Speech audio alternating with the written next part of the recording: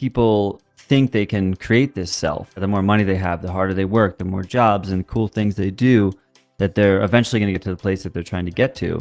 But I took a kind of a reverse path in a way, which is just the destruction of the self. Because when you destroy the false self, well, then you just exist. And there's no like self that you're trying to hold up. And it's that false self that makes us work, burn out, and just chase our tail. Welcome to Discover More with Benoit Kim. Yoshua, welcome back to the show for round 2. Hello. So Yoshua, given the 26 different hats that you wear day to day, how would you describe who you are without saying what you do? Because I think the society at large attaches too much of our self-worth to what we do or the titles in front of our names. Yeah, something that comes up is just the concept of like the magic is in the mundane.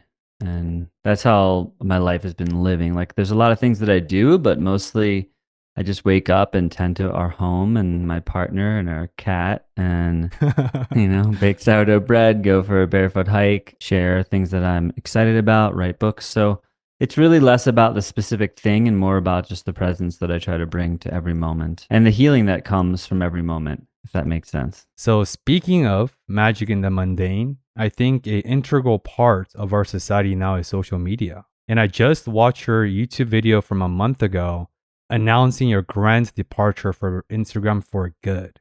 How's that going? And could you elaborate more? Speaking of the magic in the mundane.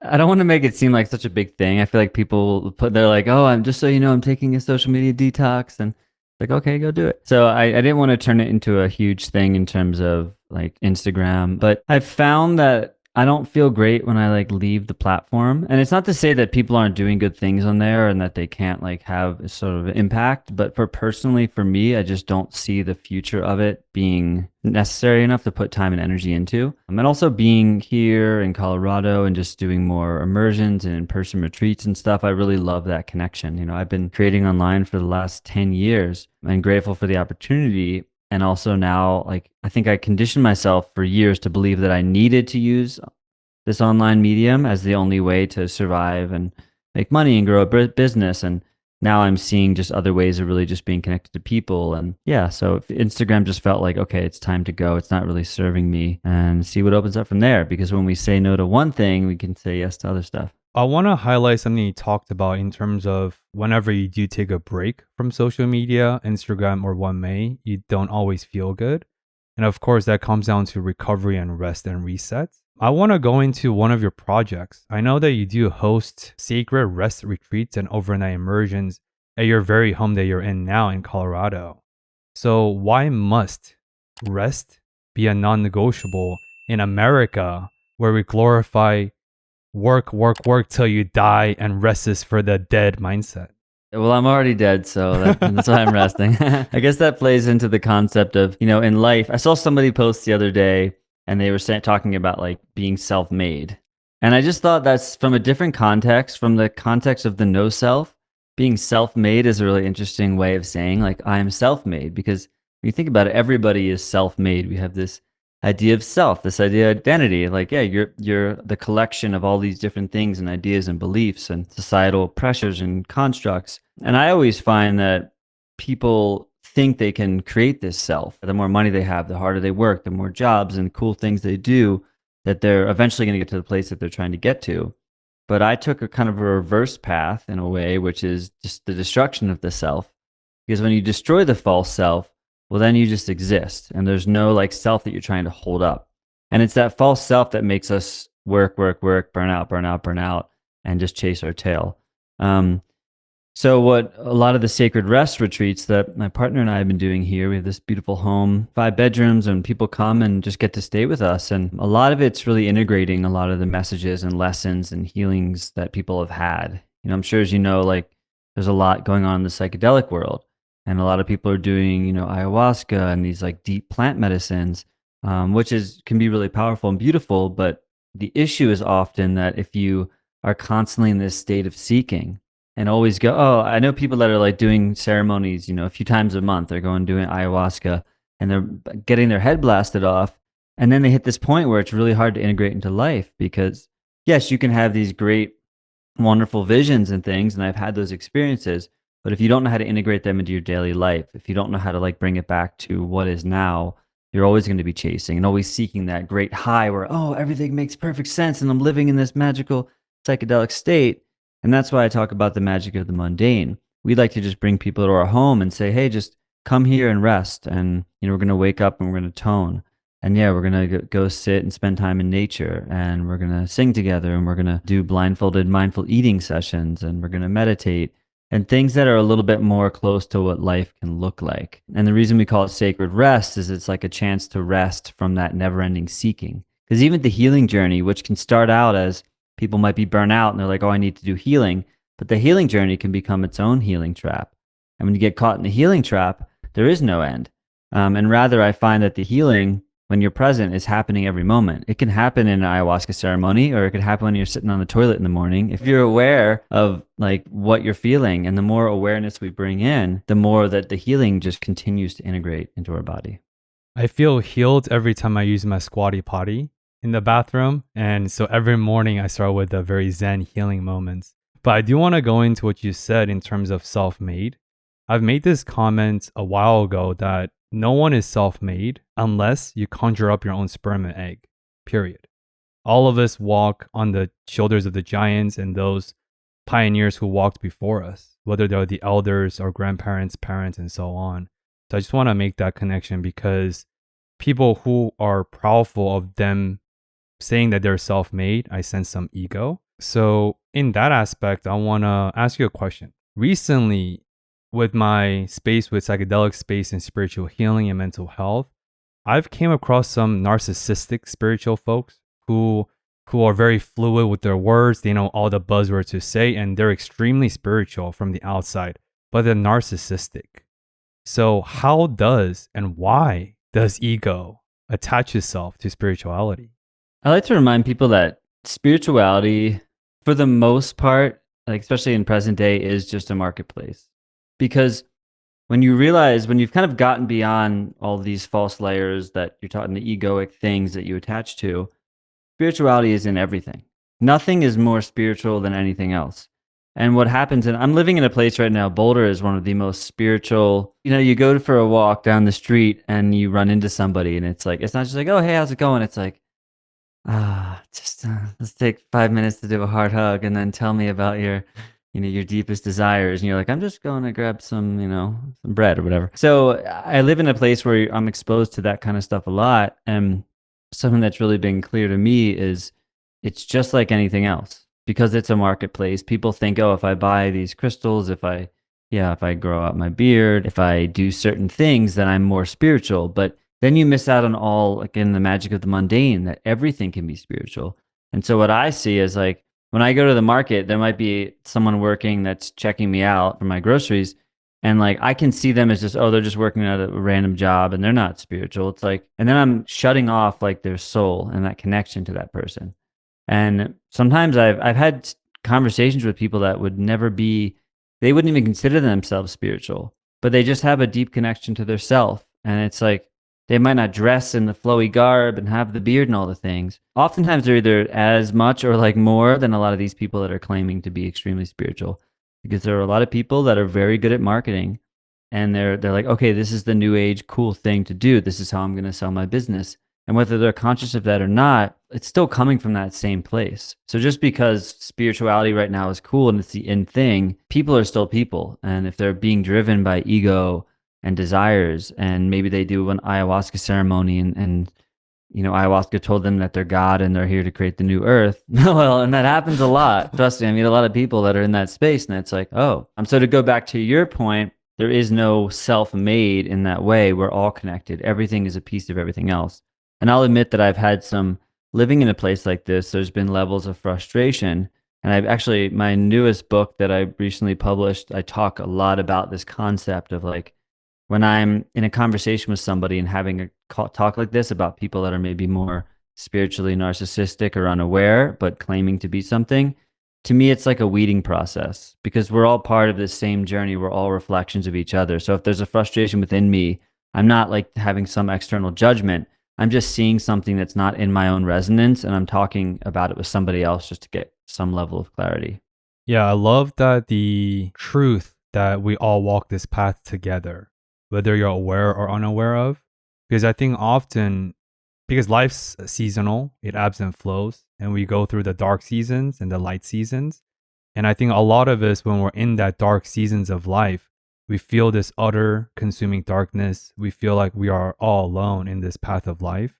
Often, though, we are never alone. We always have those folks, families, or friends, or otherwise, who are cheering us on, silently often, but we are seldomly ever alone. So I just want to highlight that on a messaging board really quickly. So, Joshua, would you then define spirituality as a path to find oneself? Because as you said, a lot of people are allergic to this language because it's over applied on Instagram and so on. I'm cautious to use the word spirituality. I think has such a charge to it right now. So I don't even know what the word you would use, but I think if you're thinking about like, oh, I feel like I'm a spiritual person, I'm connected to something deeper, just continuing to look into what that is, continuing to get to know who you actually are. And if you have a belief about yourself, it might feel so strong and it might feel like this is, I know this for sure, but keep digging and keep digging and keep digging and keep digging until you get to a place where you've actually questioned everything that you believe. And that's not necessarily an easy process, but what I find is it's not like a choice. When I went through that process, when I went through my awakening, I was questioning everything.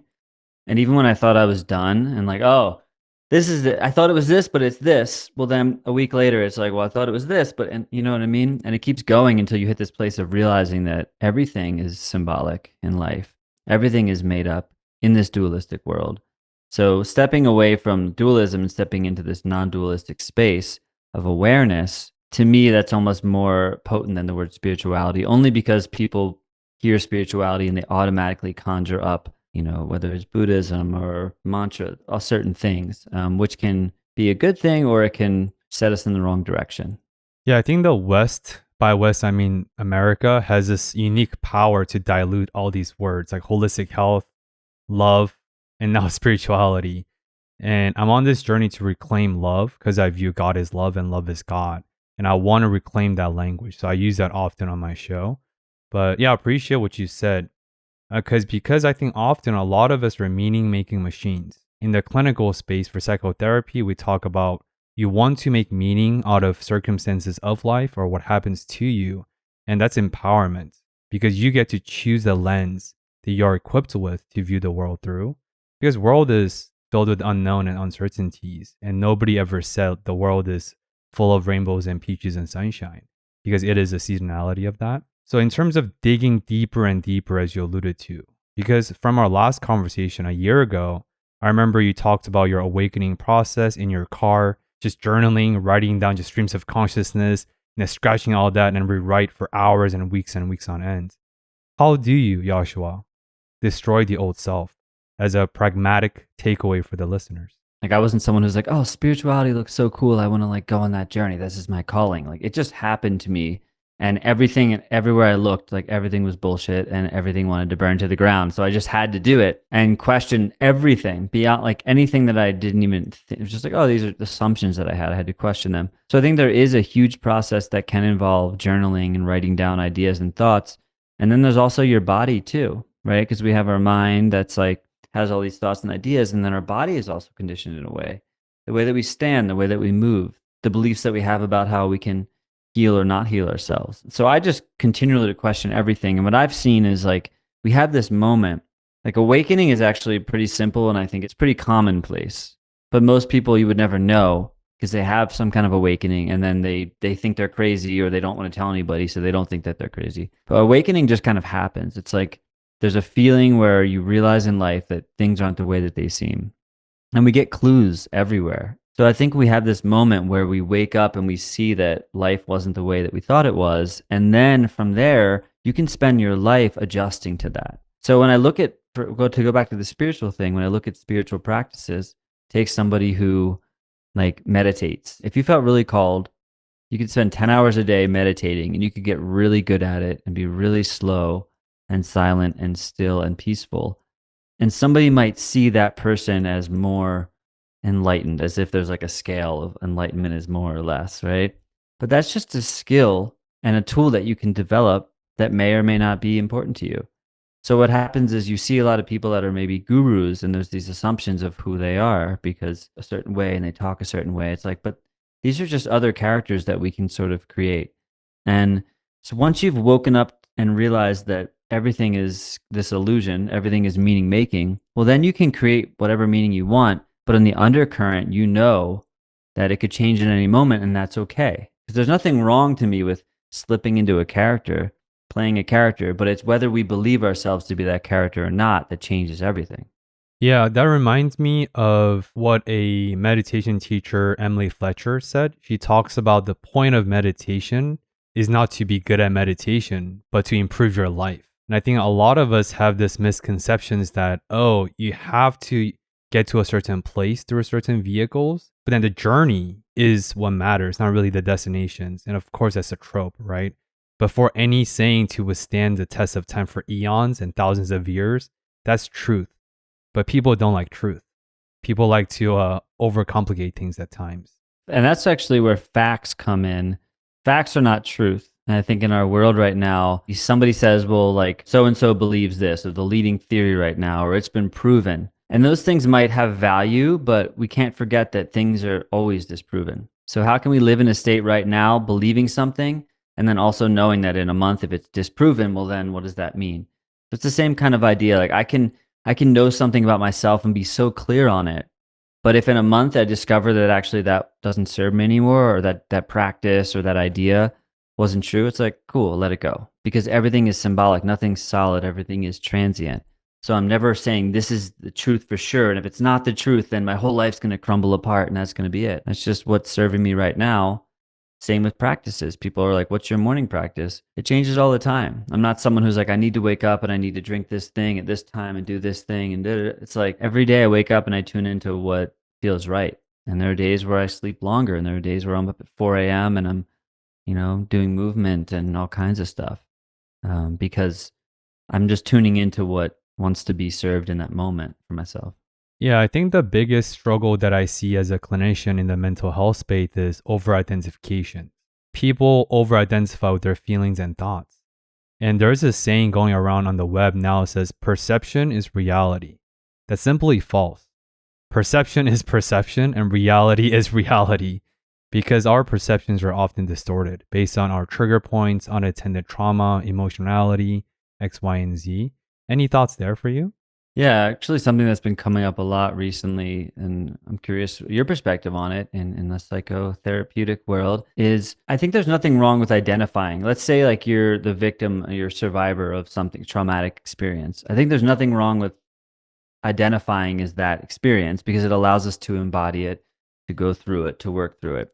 But when somebody labels themselves as like, I am a trauma survivor, and then they stay in that label forever, I think that's when it starts to create an issue. It's like, I was told I had ADHD as a kid, and I could have stayed in that label. And some people, it's been really helpful for them. And then they're like, no, it's good to know this because I know who I am and X, Y, Z. And for a while, I really believed myself to be this, ADHD, attention deficit hyperactive disorder kid. But then when I started questioning that, eventually I let go of the label. And I was like, okay, it served a purpose to have some sort of framework for how maybe society sees me or to understand myself better, how I work. But then I was able to drop the whole thing altogether.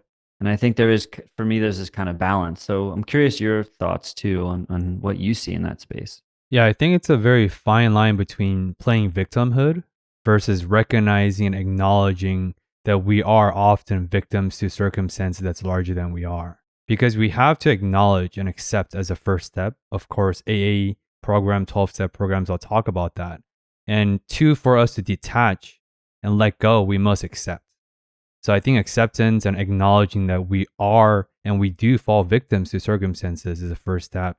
But then as you said, if you over-identify and if you confine of who you are and the essence of who you are to that victimhood, then I think that's when water gets really muddy, and that's when you get disempowered and you're giving the power away. Because how can you change if you're not the cause, but the world is at fault? That's what playing victim is, right? It's everyone else's fault except mine.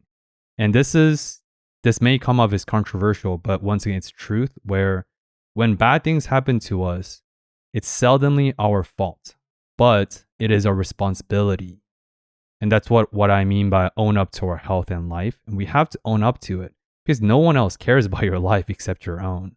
I love that my friend Eric says we both love like breaking words down, and responsibility is a word people just throw out, and we kind of just like we just know it almost from a subconscious perspective. But the word responsibility, our ability to respond, it's just so simple, right? But the responsibility is not something we have to take on, but it's our ability to respond to how things have happened, which there's so much power in that. Yeah, it's not easy though. What we're saying is simple, but it's not easy. Yeah, so actually in that note, I want to ask you, in terms of now, because I talked about you're the modern spokesperson for living in the flow. And as you just talked about, life is simple in many ways, but it's not easy.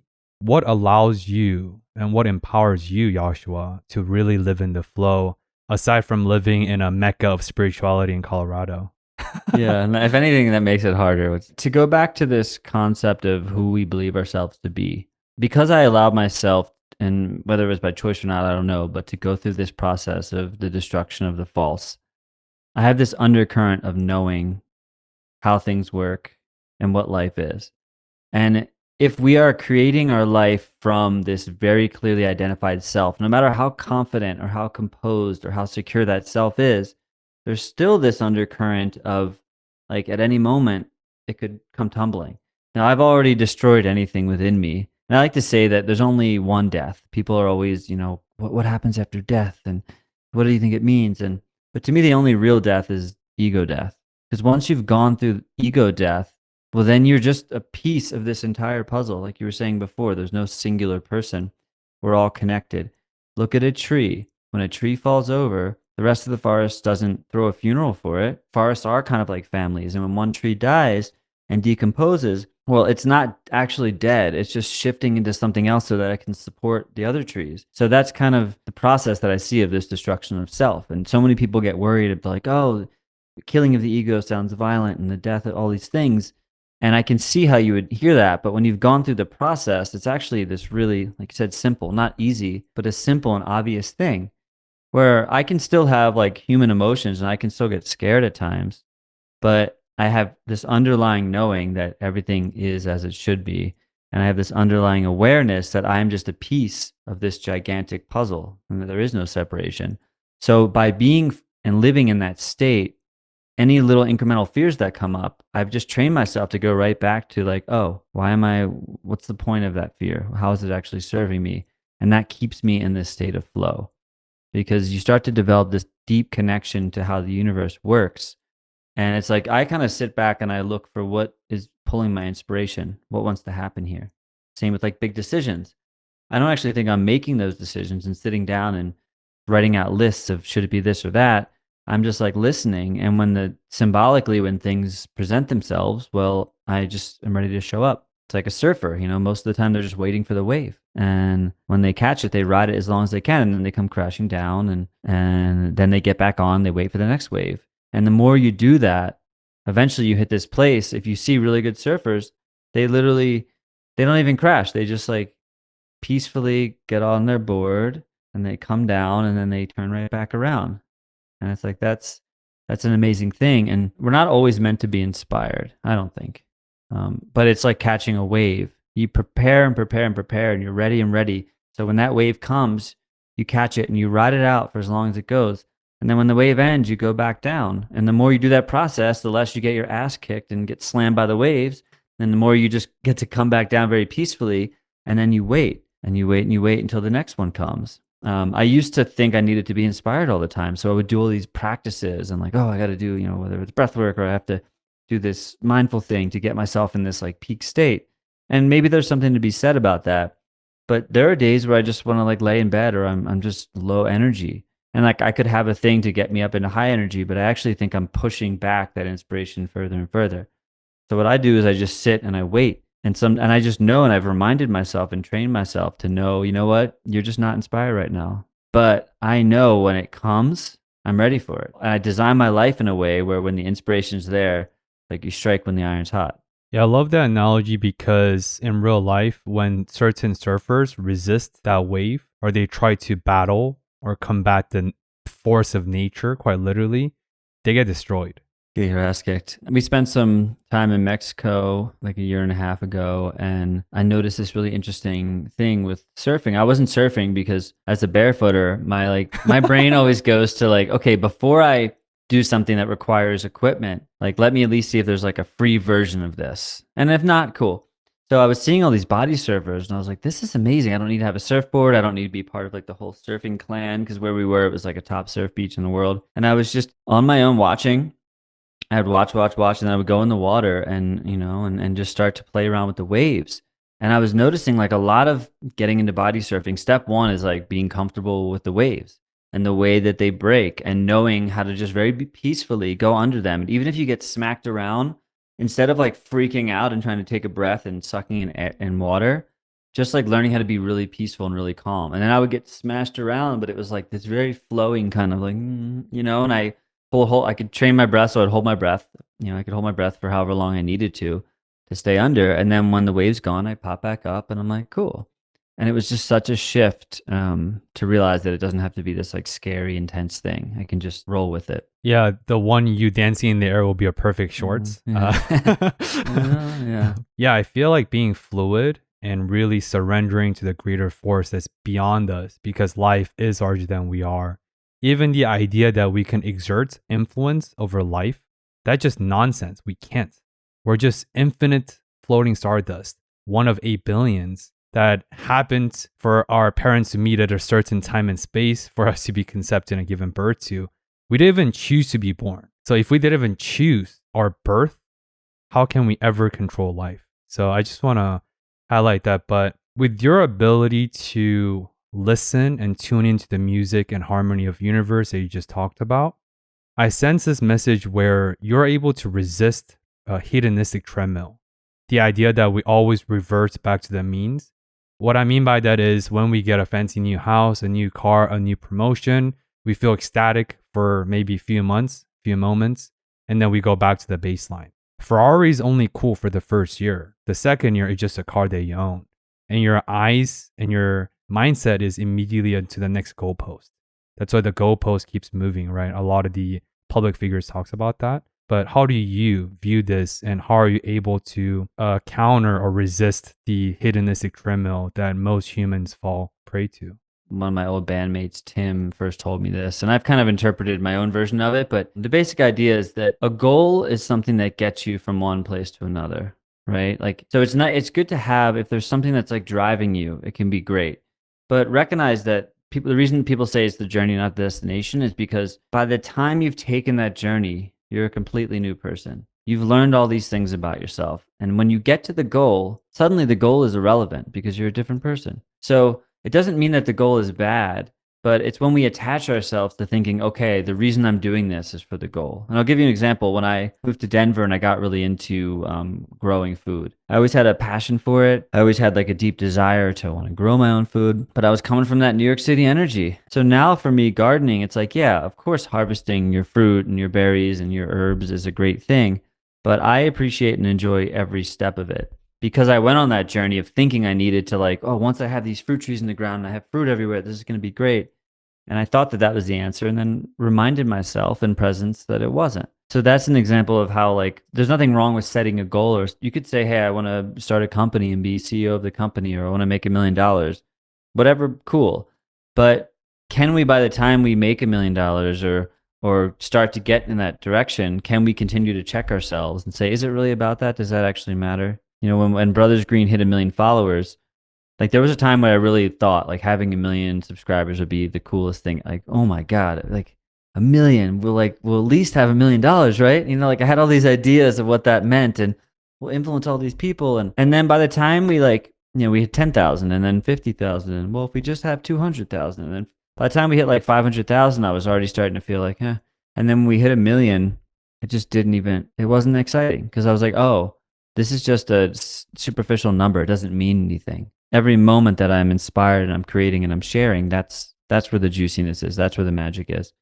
So if you're someone out there that has like this goal and you're really going after it and you're excited about it and you're sure about it, cool. Like I wouldn't say to just question that and walk away, but continue to be in the listening of what's really driving you, and know that when you get there and when you achieve this goal, if it doesn't feel the way you thought it would feel, that doesn't mean you didn't learn something. It doesn't mean that it wasn't exactly what you needed. It's just that the goal is kind of irrelevant. We just like pointing a finger up to the stars. Like we don't really know what's out there. Maybe somebody wants to go out and look, but what is the process of to actually go out and look? That's a heck of a journey right there.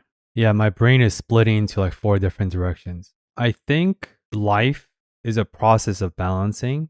What I mean by that is, as you said, a lot of us often forget this really important nuanced fact that competency and skill sets compound over time. What that means is beyond hitting that goalpost, since direction matters, being intentional matters, at the same time, what allows you to morph and transform and evolve into a new version of you, a better version of you, is through the compounding process of the journey. Through that, your skill sets compounds, your competency compounds, networking, all these things. On the other side, David Cho, a prominent artist, he is actually one of the wealthiest artists out there through getting $300 million from Facebook stocks in the early days, and his art is great. He talks about the process porn. He says that people like us, who are personal development junkies for all about optimizations, mindset, all these things, we fall into the other trap, which is everything's about process, process, process. How do you view those two dichotomy, or how do you balance that personally? Because process matters. But then if we're not careful, like people who are wired the way we do, we could fall trapped to what David Chill fell under and a lot of other great people struggle day to day. When you're following a recipe, when you're trying to cook something, there is a certain process that people have spent a lot of time figuring out that works, right? If you get your pan to a certain heat and you add oil to it and you put the onions on and you don't stir them for a certain amount of time, you create the Maillard reaction. But all these things, whatever your destination is for the actual recipe you're trying to create, if you're attached to that recipe because you tried it before and somebody made it and you loved it and you're trying to make it, well, yeah, like knowing the process can be obviously really helpful. But I've learned everything from making mistakes. Everything I've ever learned about cooking is from screwing something up. And it came early on when I realized one day, I remember actually I was like living in Brooklyn doing the Brothers Green things. I was probably pretty high and I was like, I'm going to make some chocolate chip cookies, And I was like making these cookies and I realized I skipped a step and I was like, oh my God, oh no, I put the wrong thing in first. And then it kind of, because I was already in that state of questioning everything, I'm like, well, wait a second. What if like that shift that I made actually makes a better cookie? How do I know? Because everybody's like, this is the best chocolate chip cookie or the world's greatest, But that's just marketing stuff. So being in that process of allowing yourself to make mistakes and learn from those mistakes, then you realize mistakes, of course, aren't actually mistakes. So I think having some sense of process and some sense of knowing can be helpful, but I'm always staying open to the remembering that I might not actually know the answer. And as long as I don't panic, as long as I don't freak out, well, I'm going to discover something new. And most innovation, it seems, comes from people making mistakes. I'm not incorrect on that. No, I agree. Everything I learned about growing the show or interpersonally, especially in a relational container with my fiance, all my growth as a fiance that she graciously said yes to was because of all the fuck ups I did as a shitty boyfriend prior to that I learned, internalized, accepted, and improved upon. Part of me is curious though, because it's such a dance, right? Because as you said, we can try to adhere to a certain formula and try to replicate that because those are successful and replicated by the masses for a reason. At the same time, be humble and curious enough to actually accept that, wait a minute, the conventional means or the perceived fact may not be such, right? Because Andrew Huberman, a Stanford neuroscientist, talks about the capital S of science is it is until it is not. That's what science is, right? That's what theories are, and humans are flawed. Yeah, and I think science to me is fascinating because in a way, and this might sound controversial, but it can easily slip into a new age religion. And the way that people take it to be truth. And this goes back to what I was saying with fact and truth. Everything is until it's not, right? It's the same thing with the earth being flat and then it's round. Like for a long time, whatever collectively most people believe is the way. But that doesn't mean that people aren't out there questioning it to continually say, well, is that really the way? And there's nothing wrong with, okay, we all agree that this is the way right now. But if we are in this state of this is it and that's it forever, and if somebody else comes in with something to disprove it, I'm going to go fight them and say you're an idiot. It's like, I'm open to all things because I know science is, it's really good at disproving things, but it's actually not that great necessarily at proving things because it's very hard to do. That's why people say, oh, this is the leading theory, or it's the way they slip stuff in. Like when you're watching a commercial for like a drug or a study or something, it's just like, it's been proven that 7 out of 10 people, and it's like, okay, well, maybe those people, but what about me? Like they haven't studied me on my own individual character. So I think the more discerning that we are as humans and the more that we can remember those things, that also goes back to creating this flow in life because I'm never stuck on like believing this is who I am to be.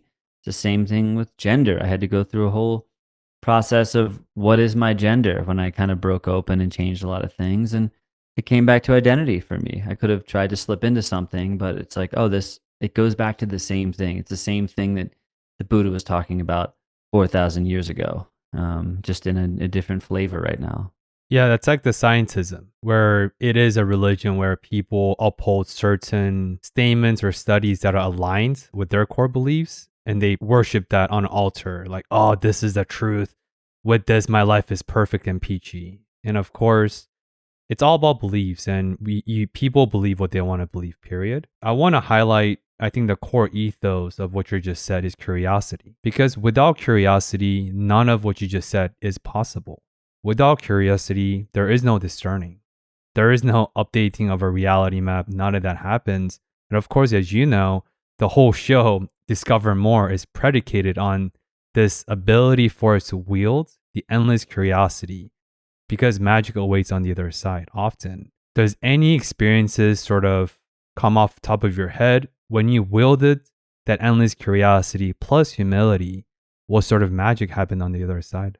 I got really into running last year. I never was a runner, was never a marathon runner, never had a desire to run a marathon. It just seemed like the silliest, craziest thing to do. Why would somebody want to run around for, 26 miles? But something kind of came over me and I started training for this marathon. And when I actually completed the marathon, I was the first person to ever attempt this mountain range barefoot. It took me like 7 hours and 13 minutes and 13 seconds. Again, my lucky number. So what I really walked away with in that experience was like, oh, yes, there was this egoic piece of me still that like wanted to see if I could do this, to want to like prove to myself and honestly to my like dad, who's a podiatrist, who was like, you're crazy for trying this. And at the end of the day, I was like, that's not what it's about. I'm not a competitive person. Like, I just love to be outside and I love to be connected to nature. And I love sharing what it's like to live more barefoot and to appreciate feet and to love on feet. And it had nothing to do with the fact that I completed it or that it was like, well, this hasn't been done before. All those things are secondary to the fact that like, I just love being outside. I love connecting with people and sharing about this.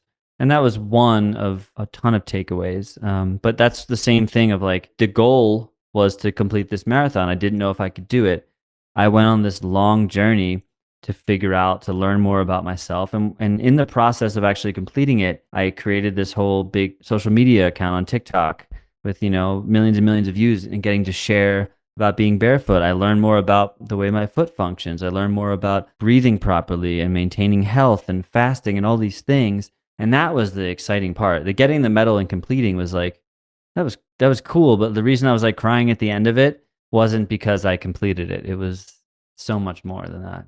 Yeah, for anyone that's curious about in-depthly about Joshua's barefoot journey, which is how I came across his Unilab video that went viral about a year and a half ago, that got 10 million views.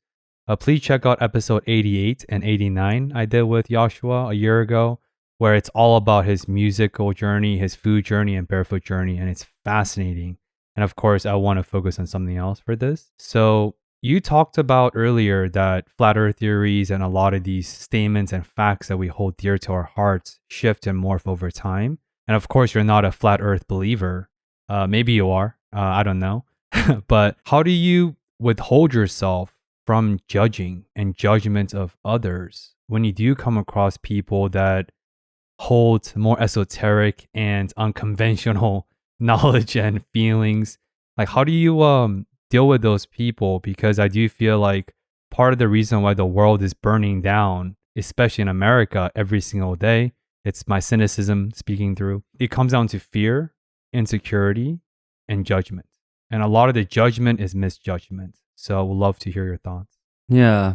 I'm not a flat earther. You'll be glad to know, but I'm also not necessarily a round earther either, because I like to think about things quantum. So I actually in my newest book, I'll just say this. So I published my 5th book of the conversation series. It's called The End of Your Best Friend, but it's not available to anyone. I only made 25 copies and you have to find it. So it's not actually something I'm trying to sell. My favorite book, but you can't buy it. But I do talk about this in there, where it's easy to think, okay, it's if you're a flat earther, you're crazy. And, I've heard flat earthers talk about all their different theories and they still believe it. They partially see it. They're like looking like this. But when you look at quantum physics, everything is made of energy and everything exists as a wave of potential. So how can we say anything is really even solid? So to me, it's almost silly to try to, in one sense, debate one or the other. And this is the reason I'm making this point is because, like you said, with cynicism, we all know we're living in a time where things are incredibly polarized, right? You're Republican, you're Democrat. There used to be a time where it was like, oh, I'm this. Oh, well, I'm that. Oh, cool. Let's talk about it. And now it's like, you're what? How could you? You're killing people, and it gets crazy. And I like to remind people that there's actually, as the Buddha said, there's a middle path. There's a way right slipped into the middle where you don't have to exist in extremes. It doesn't mean you don't have beliefs. It doesn't mean you're not excited or stand for things. But the beautiful thing about living in this middle way is that you can actually see things for what they are.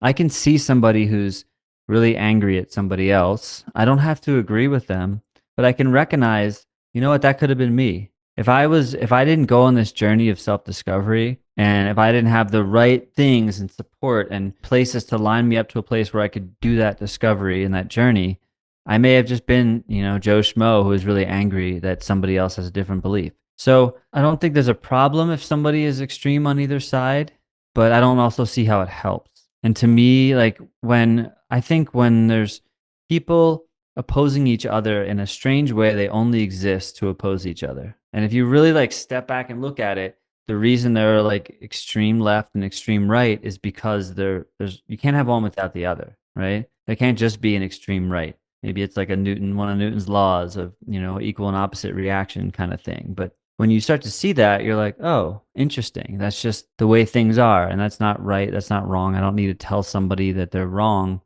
I rather just tend to focus and resonate with people that understand this perspective, because me trying to change somebody or get mad at them literally does nothing. What I've actually seen, I can have conversations with people of all walks of life. And that's something I've always, appreciated about myself, as being a bit of a chameleon, where in the past it may have harmed me because I didn't have my own grounding in my own center, that I would just be overtaken by other people's beliefs.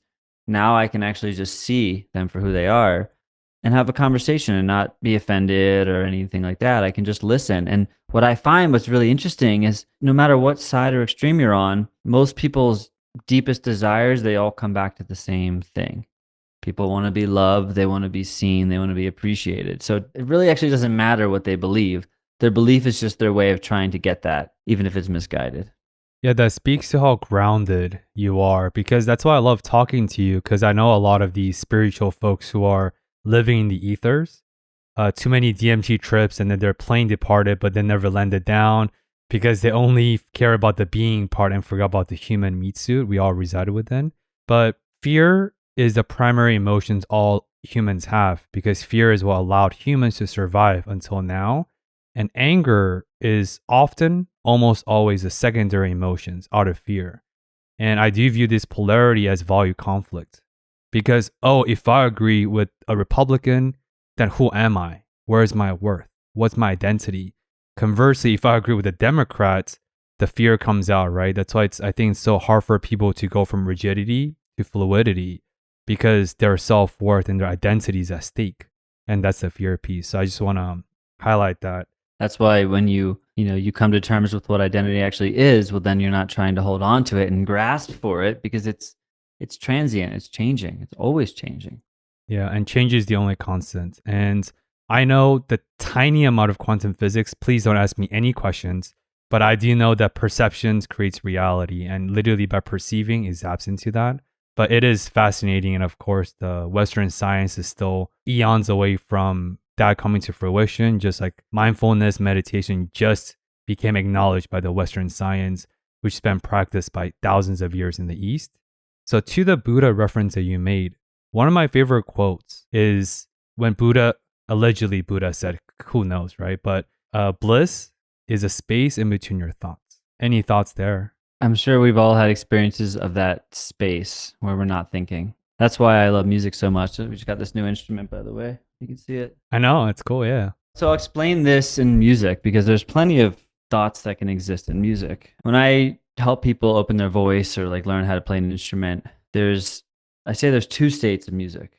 Either you're thinking about playing music, and the thinking it's not bad. There's no bad or good here. It's just you're thinking about it, which means you're, okay, how do I do this? And trying to like get your finger to go, get the guitar here, and maybe there's some judgment or I'm not good enough, and you get frustrated and your brain's chattering and okay, I need to do.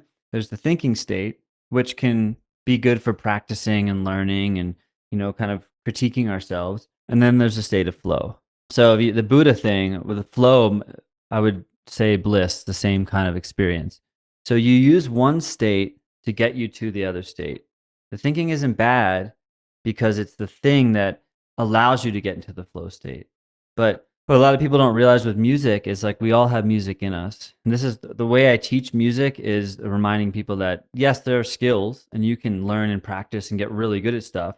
And I've worked with countless people who have never sang or played a drum a day in their life. And within 10 or 15 minutes, I can get them into a flow state with music because we all have the ability to do it. Now, once they've seen that they can be in the flow state, well, then their brain might have a million new ideas and they might, oh my God, I can do this. And now I want to learn and work and do all these things. But there's this beautiful state that happens where suddenly the thinking just goes away and you're not even aware. It just suddenly you go into this time warp and you're just in this state of flow and things are coming out of you. And then the brain will find a way to slip back in at some point. And part of the flow state is learning how to stay in it longer, like we said, with the waves crashing down. But it's beautiful. And I think this ties into everything because the only issue that I see people having is thinking one state is better than the other state. This isn't just music. This is everything. I don't think we're always meant to be in flow, just like we're not always meant to be in this state of inspiration. So it's good. I like my mind. I'm not just trying to always get out of my mind. It's really a great critical thinker and it helps me understand things better. But there's always that dance because I always want to find the rhythm of, okay, I'm thinking a lot and then I'm in that flow state. And then the flow is just me kind of being taken over by spirit. And then, okay, come back to the self and look around and try some new things and go from there. I say this to some of my friends outside of the podcast, where if we're always mindful, there is no place for mindfulness. If we're always in awe, which is inspiration by nature, there is no place for awe. We need not the polarity as per se, but you need the opposites to really highlight the sacredness of something.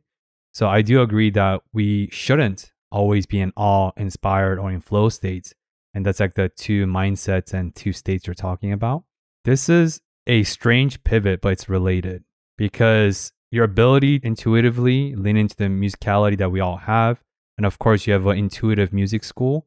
And I will link all the information in the show notes, of course. I do know that you're a cannabis advocate and you have this intentional way of wielding the cannabis for certain avenues. And I'm guessing music might be one of those.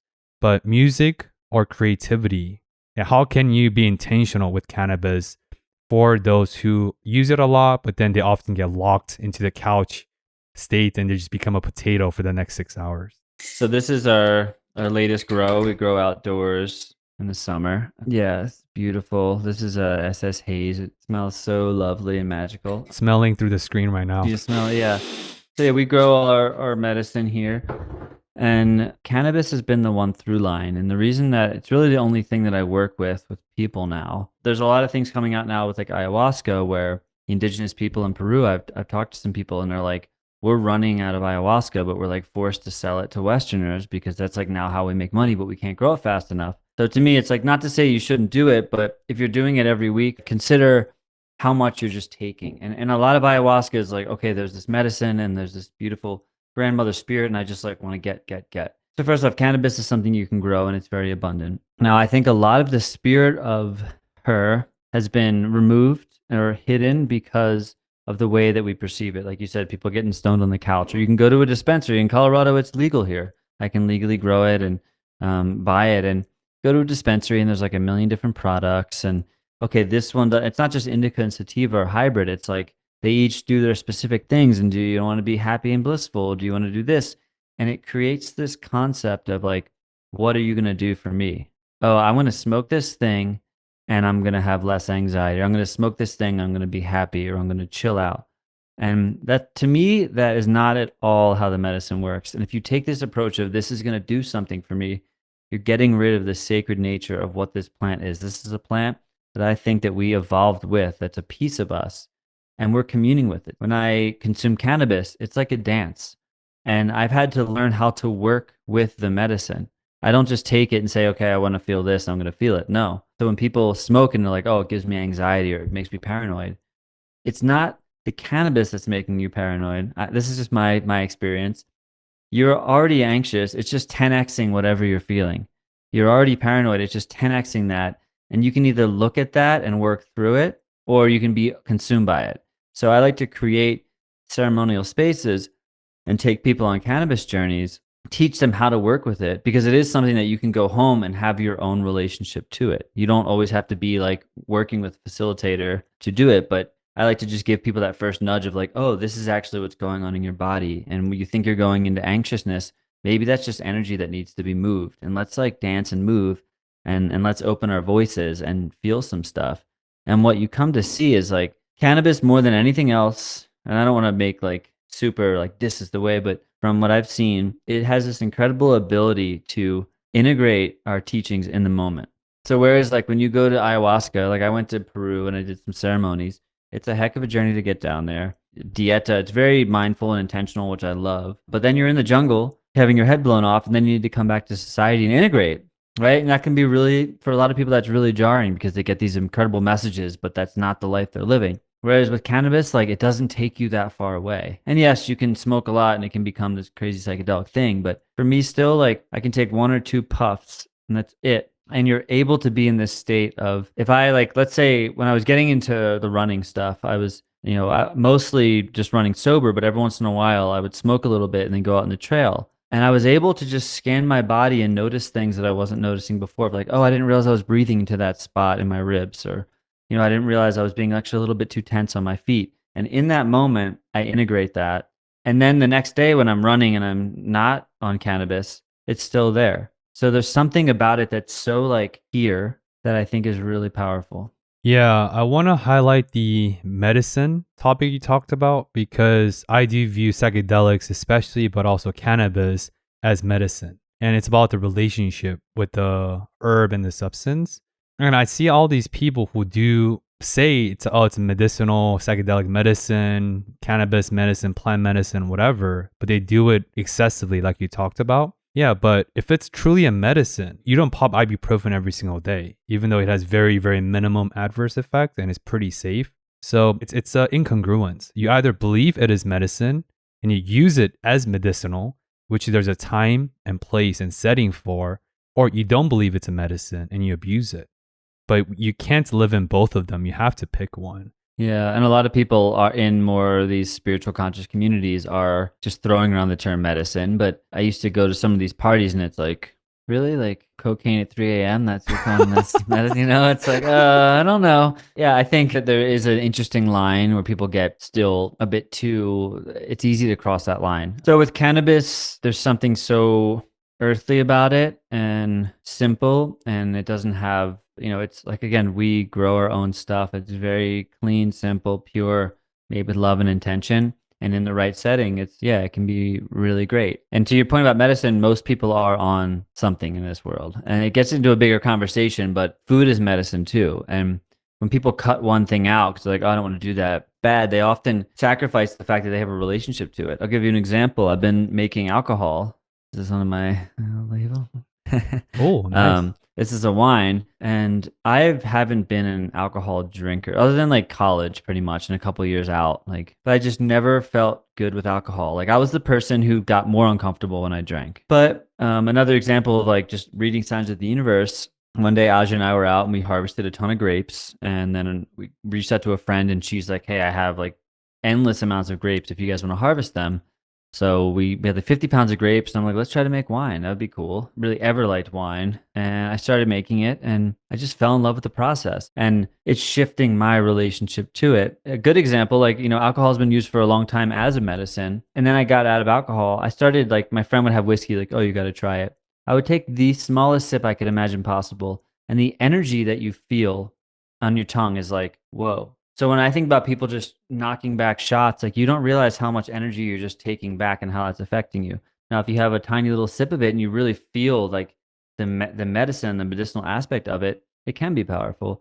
But it's in our culture, it's gotten so overblown. So I look at it like everything is in relationship. Because if you say, okay, I don't like something, I'm going to cut it out. Well, it's very easy just to replace it with something else. And food is also an addiction, and food can be a positive or negative medicine depending on how we use it. So a lot of the mindful eating stuff we do with people, like on our retreats, is, hey, like let's sit down. Like I'm not going to tell you that eating waffles is bad. Like we had waffles for breakfast yesterday, but they're going to be made really well and made with love and care and good ingredients.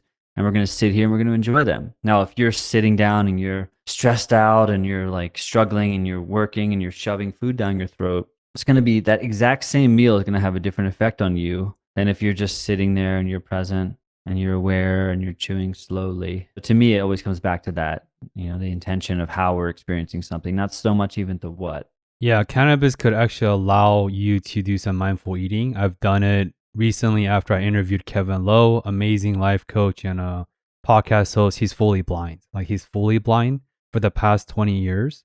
And he's just such a gracious human. And my discover more question, as you remember, I'll ask towards the end. But he challenged myself and the listeners to discover more about some of his reality and how he lives his life without his visions. So I actually tried out mindful eating to sort of lean into his lanes of experience with the help of cannabis. And it's a cool, really feeling. You almost can dissect and zoom into every flavor profile, ingredients. And it's pretty cool. Were you blindfolded too? No, I just closed my eyes. But I want to highlight what you said in terms of when you create space for something and by letting go of a substance, something else emerge. I feel personally attacked because that's what happened to me because I gave up alcohol for 2 years now. I haven't had a sip of alcohol in the past 2 years because it started to disturb my relational container with my fiance. Incidentally, my cannabis consumption skyrocketed because I do enjoy what it feels like and I never use it as escapism. I always check myself that, am I smoking right now to escape from what I'm feeling and from the reality? Not that escapism always bad, there is a place. But for me, I only use it as a experience enhancer of life. So with that, my question is, why are intentionality and authentic living so interconnected? Because the cannabis question is selfishly for myself because I love this topic. Might have lost some listeners there, but I do feel like being intentional and being authentic goes hand to hand, and they're very intricately connected. It's easy to have these assumptions about how we're supposed to live because we look at these inspirational speakers or like Buddhas and the Jesuses of the world. It's easy to get caught up in like, oh, the Buddha wears sandals and a robe. So like if I do that, and smile and meditate all day, I'm going to be closer to X. But those are all like the superficial external things. That's why like the whole quote of, if you see a finger pointing at the moon, don't get caught up in the finger pointing, because I always have to check myself of like, oh, am I trying to emulate someone just because I think people will think I'm like more spiritual? So I think it's important just to share that, to mention that. You see that a lot. Like the reason I brought up alcohol is because we all have our own relationship to everything and we have to figure that out. But for me to give this idea that alcohol is bad and cannabis is good, even though that was honestly like cannabis for most of my life has been this really powerful thing and alcohol has been a negative thing. But because it goes back to intentionality, I don't want to make it seem like anything is about being bad or being good, because it always comes down to the relationship and the way in which we're experiencing it. If you know for sure, like, oh, when I experience alcohol, this is not for me, great. Like that's a good insight to have. But I have to check myself and say, okay, why am I doing this? And that's not just for alcohol or cannabis, that's for everything. In relationships, to me, like, I have a partner now and we're deeply in love and we want to spend our life together and we're talking about having kids. But we're in this process now of like, that's the next thing we want to do. So I'm looking at everything and being discerning about even like thinking about friends and thinking about activities and like, hey, and a year from now, we could have a kid. It's going to change things. I'm not just like, oh my God, I need to get everything in order and like do all the things I want to do before I have a kid. Like I'm ready for a kid. So I'm now like when I'm cooking, I'm visualizing like there could be a kid here very soon. How is that going to change this? And I'm continuing to design my life in a way where it's like, no, there really isn't much change because we're already living kind of in this grounded, earth-centered way of life. So yeah, intentionality, I'm just continually thinking about if what I'm doing, does it actually make sense? I'm not going to judge myself. I'm not going to get mad or I shouldn't be. It's not about shoulds or shouldn't. It's like, does what I'm doing right now actually serve what I feel like I'm here to do? And if it's not, I also don't have to force myself to stop it. It's just in the awareness of it, slowly over time, things change. When we do our retreats here, we like to remind people of that. It's like the sacred rest is like, don't come here to try to fix yourself. You're not broken. Even though spirituality and healing would tell you that all the marketing is like, something's wrong, you need to fix it. And that's where people get caught in the healing trap. Because like, is your life like this? And it could be like this, take this 30-day, boot camp, whatever, and we'll change your life. And I'm like, no, nothing's wrong with you. Like the healing is always happening in every moment. So just be aware. If you have a habit that you want to change, sure, you can cut it out point blank. But as you see with diets and stuff, it tends to come back even more intensely. So I'm like, no, just be aware. And the more awareness you have, if you're aware of like, oh, last time I did that, it didn't feel good.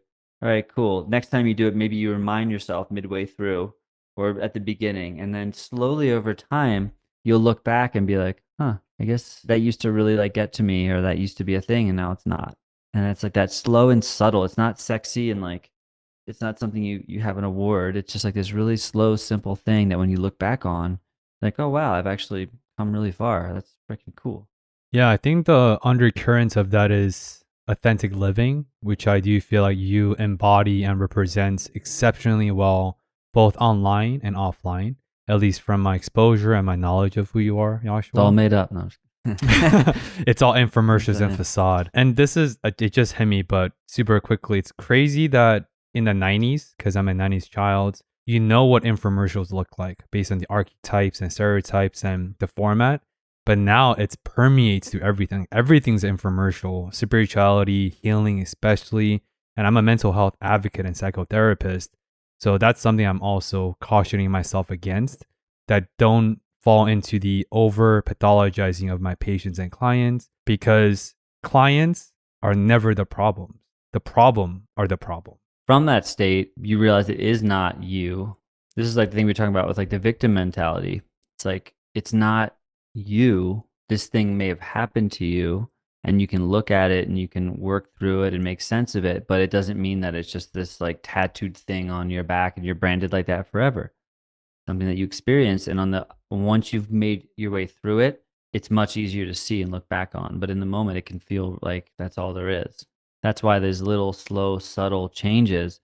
It's not, I'm sure, like you see, it's not just like one session with the client and then they have their breakthrough and then they're done. It's like, it's a long period of like, we how many times do we have the same breakthrough and the same aha moment until Aja says a lot. She's like, it's our resistance to healing that takes a long time, but the actual like healing is quick because it's like this long process, almost like tension and release, where we're like working through it and having the breakthroughs, and then like we think it feels like this quick thing, but it's actually been like years often of like working on all this stuff. And then when we finally get it, it's like the release has kind of happened, and you look back and you're like, oh yeah, cool. That's wow. That used to really bother me and it doesn't anymore. Yeah, it's like the tipping point where once you break through, it's a brand new world, but it's not just the tipping point. It's the process, of course. We're definitely towards the end of the episode, and I do want to be respectful of our time so that I can chat with you offline after the show for a little bit longer. But I know one of the project you're currently working on, and I want to bring this into full circle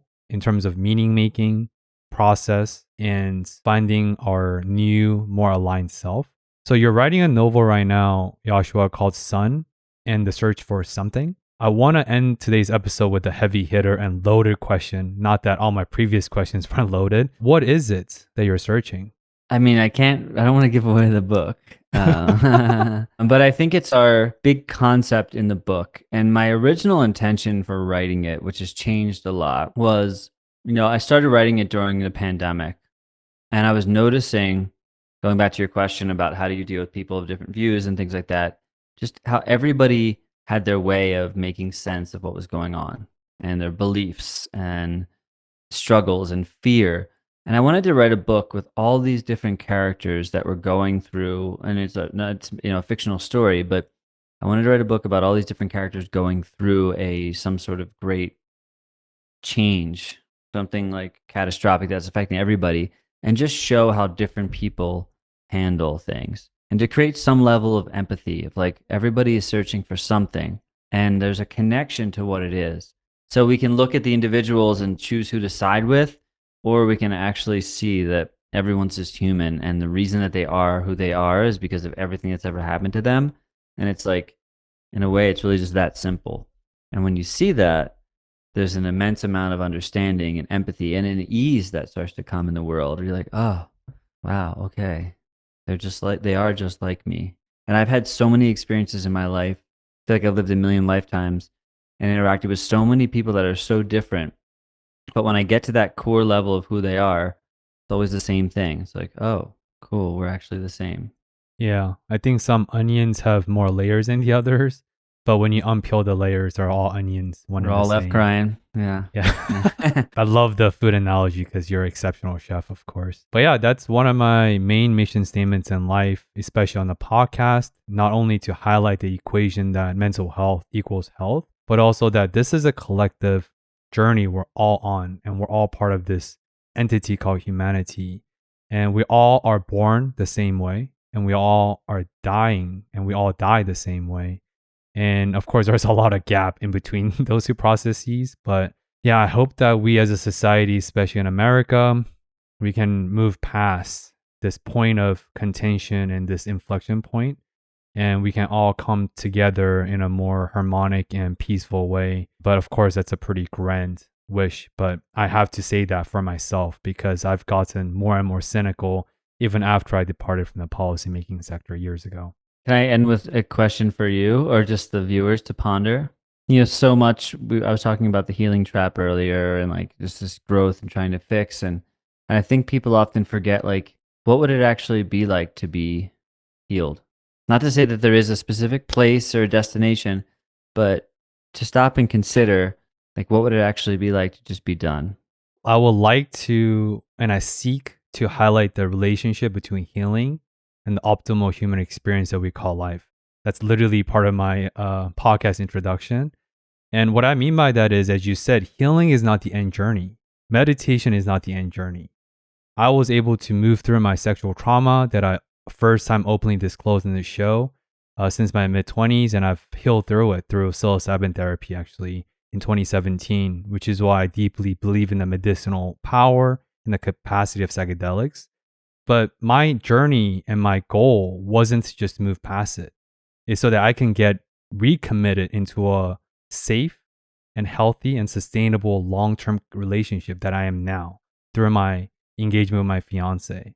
So that to me is what healing is like. It's not to be healed for the sake of, but then my life is improved upon based on some of my biggest insecurities and trauma points. And so that to me is what healing is, which perfectly segues into this question. What is a domain in your life you're interested and curious to discover more about after this very fluid, intentional, and insightful conversation with you today?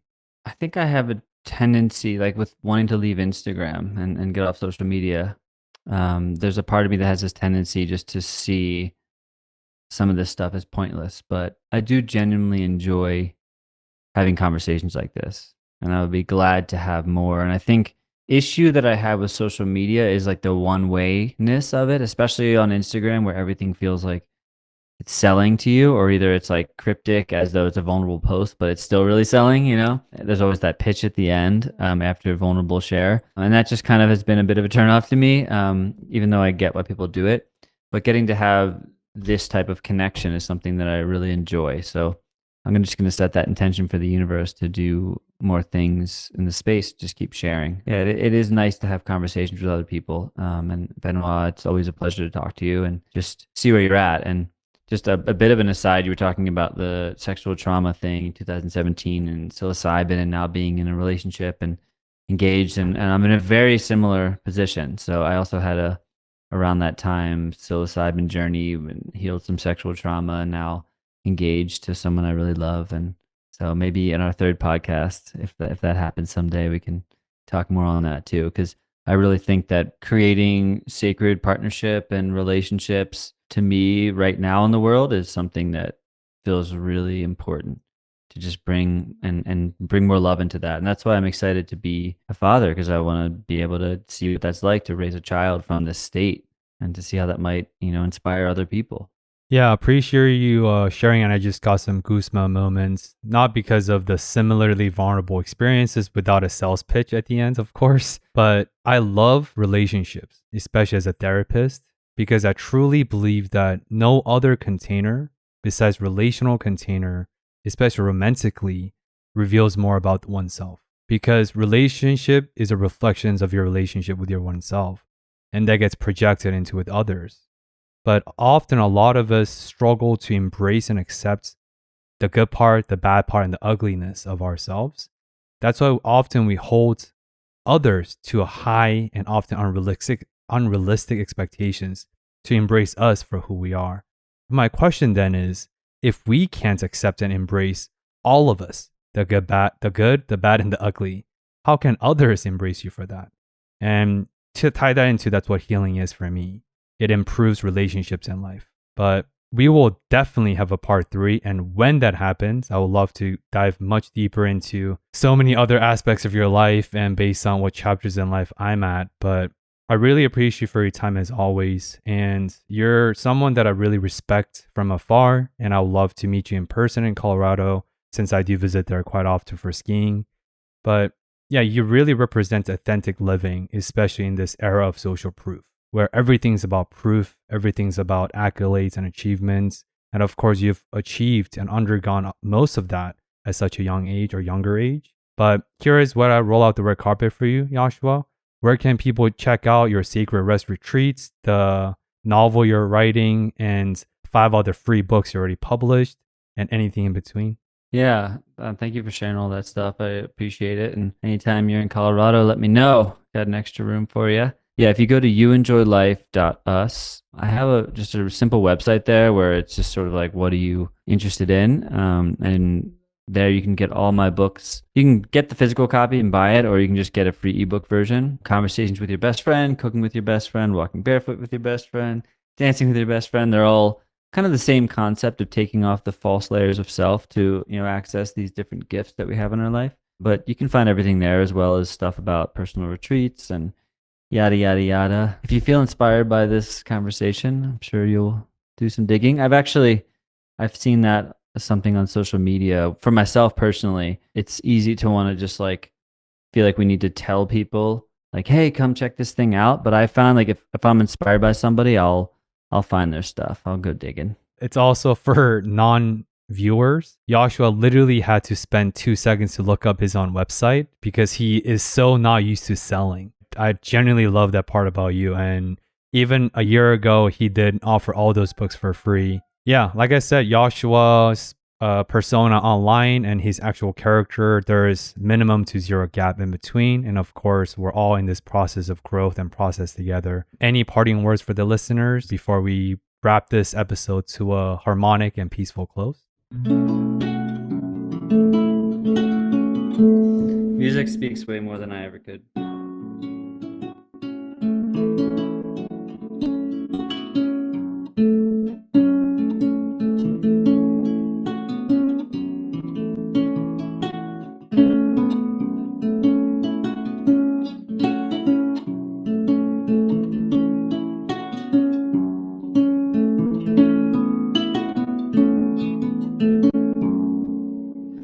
That's all I have to say about that. Wow. Mic drop. No added notes to that. But to all the listeners, I know Joshua just said that it's better for you to do your own digging, but I have to do my due process. But yeah, for any listeners who learns anything, who discover something more practical to take home to, discover toolkits and insights that you think could improve your life upon immediately, I'd love for you to share this episode with one friend. If you're watching on YouTube, please hit that subscribe button, like and share. That really inspires me to grow the show, to invite and reach out to fascinating guests like Joshua as the show grows more and more.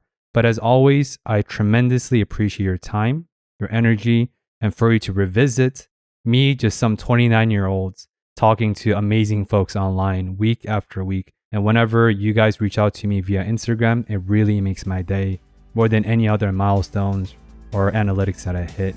With that, that is it for this week's train of Discover More. And as always, hope to see you on the side of curiosity and healing. As always, see you next time.